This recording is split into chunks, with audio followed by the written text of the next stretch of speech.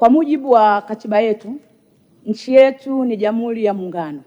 Lakini Mheshimiwa Waziri Mkuu, yapo masuala ambayo sio ya kimuungano. Na Mheshimiwa Waziri Mkuu, baadhi ya mambo ambayo sio ya kimuungano ni pamoja na masuala mazima ya afya.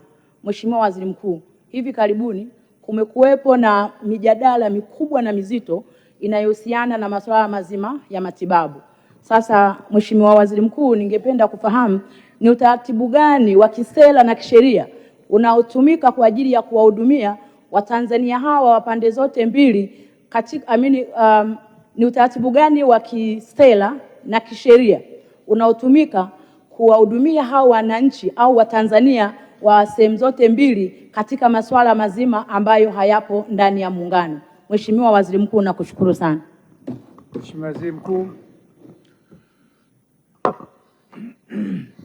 Mheshimiwa Spika, nakushukuru kwa kunipa nafasi hii. Nimshukuru sana Mheshimiwa Mbunge Agnesta Lambert kwa kulileta swali zuri, swali na kwa muda mwafaka, kwa sababu kama alivyosema na mimi ni kweli nimesikia majadiliano hayo yakiwa yanafanyika. Mheshimiwa Spika, ni mnukuu Profesa Kabudi kwamba aina ya muungano wetu si tu muungano wa makaratasi, huu ni muungano wa kindugu. Na Mheshimiwa Spika, waasisi wetu waliunganisha mchanga kama ishara ya muungano. Lakini leo hii tunavyoongea, Mheshimiwa Spika, muungano wetu sasa umeshaunganisha damu. Watu wameoleana, wameshakuwa ndugu. Mheshimiwa Spika, na mimi ni miongoni mwa Watanzania ambao hawaifahamu nchi nyingine zaidi ya Tanzania. Tumezaliwa nchi ikiwa imeshaungana kwa nchi moja inaitwa Tanzania. Nikirejea kwenye swali la Mheshimiwa mbunge, ni kweli kwa muundo wa muungano wetu tuna mambo yaliyo ya muungano na tuna mambo ya sio ya muungano.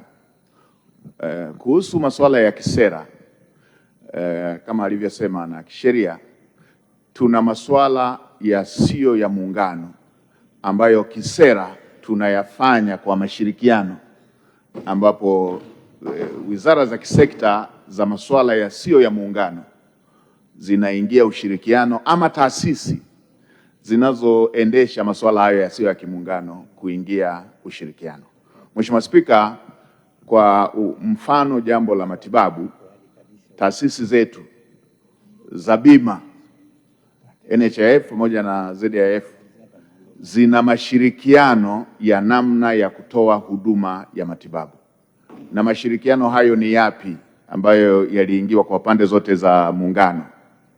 Ni kwamba ukiwa na bima ya afya ya upande mmoja wa muungano, unaruhusiwa kutibiwa kwa kutumia bima hiyo kwa upande mwingine wa muungano.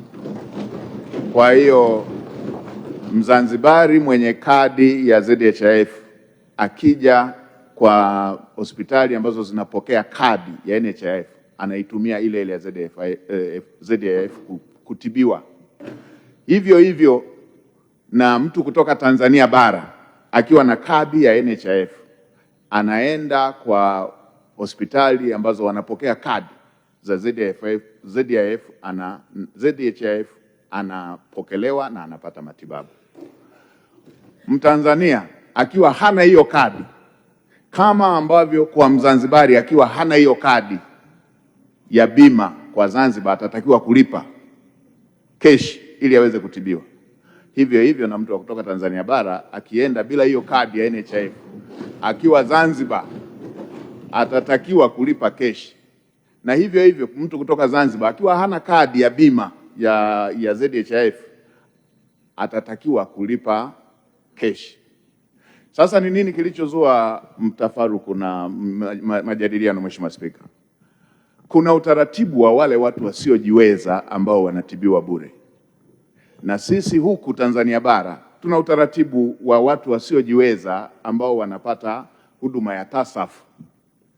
Mheshimiwa Spika, kama ilivyo kwa Tanzania bara, Tuna matatizo ambayo kila wakati na ni mambo ya kila siku tunahangaika kuhusu masuala ya uraia. Tuna watu wa kutoka nchi jirani huku kwa ajili ya kimahusiano, ngoja nisitaje moja moja, lakini mnajua wanaokuja. Na ninyi hapa mkifuatilia historia zenu mtakumbuka kuna watu tumesoma nao tukiwa tunapata boom pamoja, tumesoma wote elimu ya sekondari, tumesoma wote elimu ya chuo. Mara baada ya kumaliza elimu ya chuo, huku akiwa amesoma kwa boom la Tanzania, unamsikia anashikilia ofisi nchi moja ya jirani kule. Sasa kwa Zanzibar na wenyewe wana kesi ya aina hiyo. Anakuja mtu kutokea visiwa vya wapi huko, nimesema nisitaje majina ya nchi, huko nchi zingine wala sio Tanzania bara, anatokea kule na anaenda na anafika mpaka pale, anapata kadi ya mkazi kwa forgery, then anapata ile kadi ambayo kwa huku Tanzania bara tungeita ya TASAF, ili apate matibabu hayo bure. Sio Mtanzania, hatokei Tanzania bara, sio Mzanzibari, hana kadi ya Uzanzibari, lakini kwa njia za kinyemela anapata kadi hiyo. Kwa hiyo hili wala si jambo la kutugawa, Mheshimiwa Spika na waheshimiwa wabunge na waheshimiwa Tanzania. Hili ni jambo la kutuunganisha zaidi ili taasisi zetu za uhamiaji ziendeleze uimara katika kujua yupi ni raia wa Tanzania, yupi ni anastahili kuwa na kadi ile ya Mzanzibari, ili kuweza kuondoa hii mianya ya watu kutoka nje ya Tanzania kuja kunufaika na rasilimali za Tanzania. Kuhusu ngazi ya matibabu, huyu katokea upande huu, katokea upande huu, hakiangaliwi kutibiwa kuwa umetokea upande gani. Kinachoangaliwa, je, una kadi hiyo ya bima ili uweze kutumia bima. Kama huna kadi ya bima unatakiwa ulipe keshi, na hii ni kwa pande zote za muungano.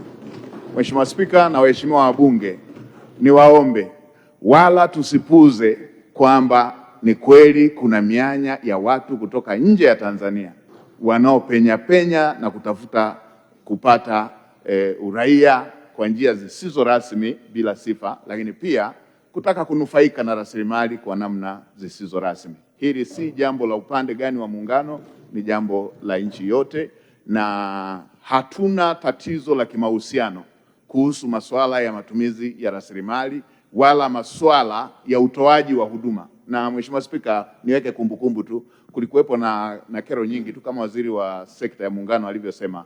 Hivi sasa zote zimeshatatuliwa zilizokuwa zinaitwa kero, na sasa hivi tunawasihi wa Tanzania waongelee zaidi masuala ya fursa, ili nchi hii kila Mtanzania aweze kunufaika na hatua hizo za maendeleo.